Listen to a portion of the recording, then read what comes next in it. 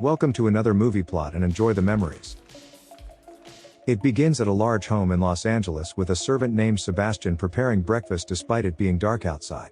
He wakes from her coffin the 400-year-old Countess who drinks her smoothie containing blood of an 18th century Hungarian peasant.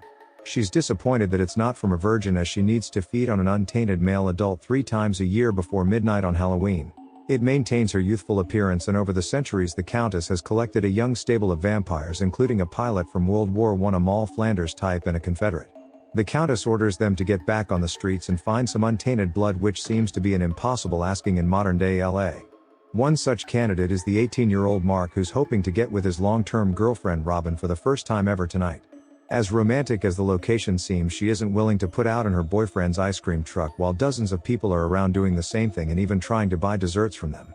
The next day Mark laments to his best friends Russell and the equally pure Jamie at their burger stall about how close he almost came. He enjoys his burger well done while the rest of the burning beef patties are just wiped off with an old rag to remove any fire retardant before serving. Russ suggests they go out tonight to try to pick up girls, and somehow the hormone-driven boyfriend agrees that it's a good idea. They spend the night driving around the 1980s Hollywood scene looking for an easy pickup among the colorful characters. The rest of the vampires under order from their Countess include the 60s flower child, the 2 twins, as well as the cabin boy who can tell at first glance that Mark and his friends are prime targets. The trio go to a bar but don't enjoy their time when the first lady that one of them talks to turns out to be a rather obvious dude. They see a woman at the bar, so Mark is convinced to talk to her, but it's the Countess and she's the one doing the praying. Telling the stranger that he's 21 instead of 18, Mark's surprised that he barely even has to lift a finger and the woman's all over him. Meanwhile, Russell and Jamie try their luck talking to 2 women, but one of their husbands discovers his cheating wife and is understandably not happy. He draws a gun, getting him restrained by a security guard while all of the other patrons run away, including Mark and the Countess. She ushers her prey out the back door to her limousine where Sebastian's waiting to take the pair back to the house. Even though the place looks impressive, the Countess says that she bought it on discount after the previous owner killed his whole family inside. She makes a drink for the guest and one of blood for herself when Mark asks if the Countess is an escort, but luckily she isn't because he only has $5. She goes upstairs to get prepared and has Sebastian do her makeup through the compartment of an empty mirror as she's unable to see her reflection to do it herself. When the Countess comes back downstairs, she wastes no time seducing Mark before feeding on his inner thigh, which apparently is a requirement of the ritual. Mark passes out, and when he wakes up the Countess implies that they slept together, though it isn't true, and she just needs him to remain pure. She walks him outside, all the while her servant looms annoyingly close while Mark says that he can't see the mysterious woman again due to his girlfriend.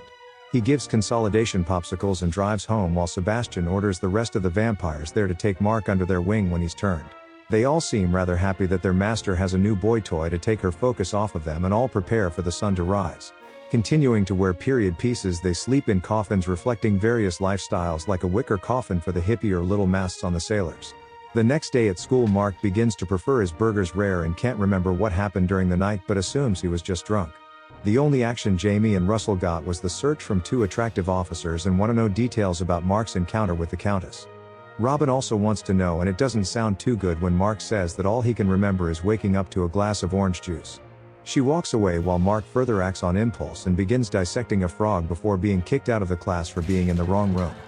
He begins sleeping inside a trunk at home as a makeshift coffin while his father tells Mark that his mother's become worried by their son's recent behavior. The following night Mark has a dream where he and the Countess are on a misty date, but when she pulls away from a kiss with blood on her lips he suddenly wakes up. The next day at school he makes up with Robin with a few "I was drunks and I'm sorries," and that's all it takes for them to get back together. When it's nighttime, Mark visits the mall where his pervy friends are prowling the laundromat looking for girls to pick up as they simultaneously get to look at their underwear.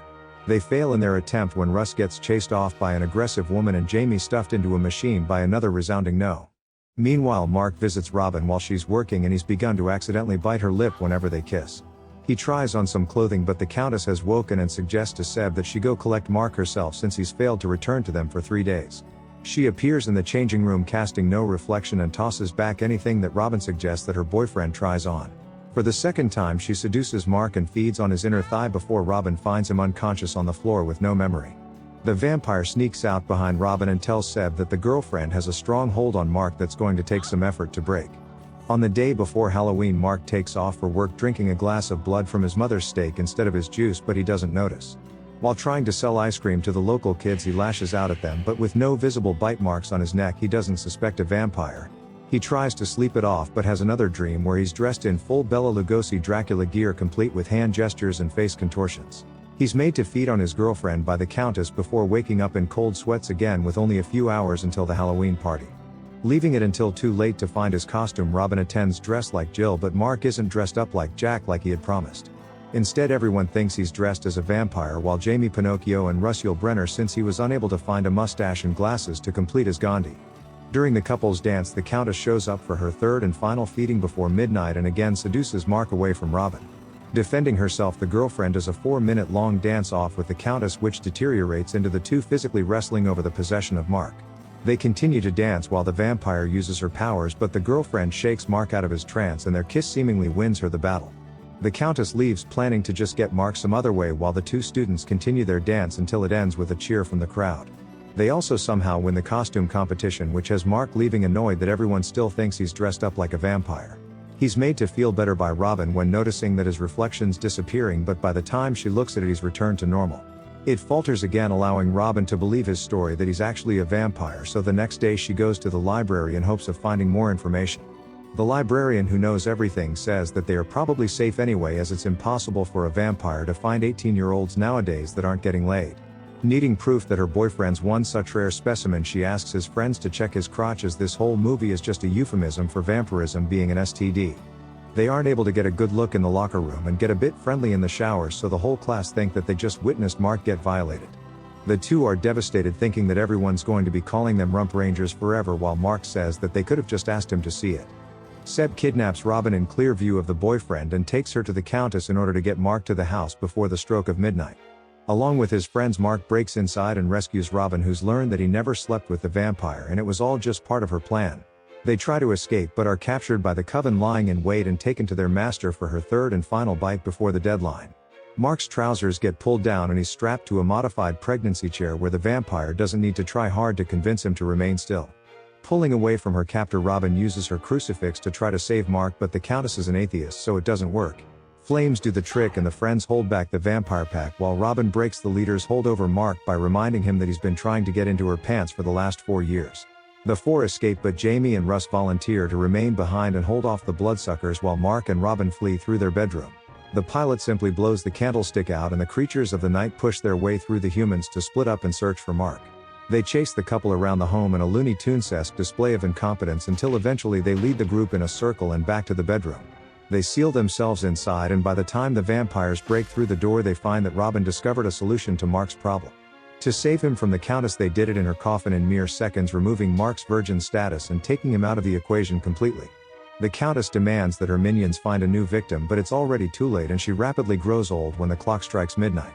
Seb tells her not to worry as there's plenty of other fish in the sea, but the Countess reckons that somebody probably slept with them already.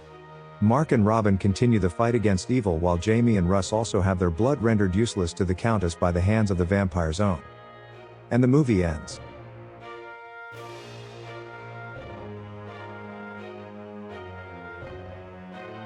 Hey, Sebastian. Good night, Sebastian. Good night, Sebastian. Good night, Sebastian.